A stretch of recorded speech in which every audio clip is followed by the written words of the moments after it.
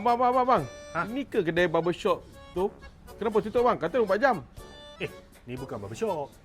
Ni kedai mesin. Oh. Tutup. Ada operasi. Cari barbershop kan? CJ Barbershop. Jom. Ni ikut saya. Depan sana. Kat mana bang? Ni kedai dia. Harry Barbershop. Wah, terror lah bang. Saya. Abang kawasan sini. Tu kedai daripada hujung sana, hujung sini. Cina, Singapura. Bapa angkat saya. Sebut je nama saya. Malik Serigala. Seorang pun tak kenal. 24 jam Wah. Besar je kedai ni. Biasa. Saya memang biasa lepak sini. Biasa dia lagi sibuk daripada ni lah. Tapi jangan bimbang sebab dia orang barber pun ramai. Kursi pun ramai. Abang nak buat apa tadi? Saya nak gunting rambut dengan nak cuci rambut bang. Oh, cuci. Tapi kalau buat kali hijau lawan ni. Sekejap saya panggil dia orang. Saya kenal dia orang ni. Biasa kat sini. Tak apa, duduk. Oh, duduk sini. Panggil Era Fazira sekejap. Oh.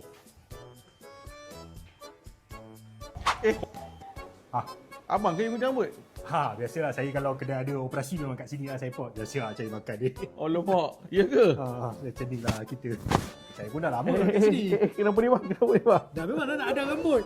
Kalau nak tahu, Aaron Aziz tahu Aaron Aziz yang berlakon filem Semilu tu. Ya. Aaron Aziz. Aha. Kedai ni dia tak okey. nak datang lagi tapi dia cakap dia nak datang lah. Saya nak buat mana apa? Hijau lah rambut. Tak. Nak gunting yang apa? Oh, nak gunting je. Gunting. Aduh. Saya Abang, dekat sini ada sugih apa lagi bang? dekat sini. Dia ada tinted, setting motor. Kedai barbershop. Expect apa lagi? Semualah benda berkaitan dengan barbershop. Boleh cuci, boleh potong, boleh colour, eyelash, chemical, semua boleh lah. Pasal rambut. Ini bukan washing motor. Oh, ini dah siap dah bang? Dia almost lah ni. Dah nak siap, kira siap lah, kira settle lah ni. Tapi kan bang, tadi saya tengok ramailah budak-budak muda kat sini. Bagus lah budak-budak muda kat sini. Memang kat sini pun memang kita ada training untuk budak-budak. Jadi kalau siapa yang nak datang, dia ajar daripada kosong sampai boleh jadi interior. Interior macam saya lah. Bagus lah bang. Lama handsome lah.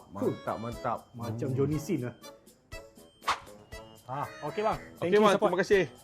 So kedai ni 24 jam. Tapi Taman Cahaya Masai cawangan lagi satu. Itu 12 sampai 12.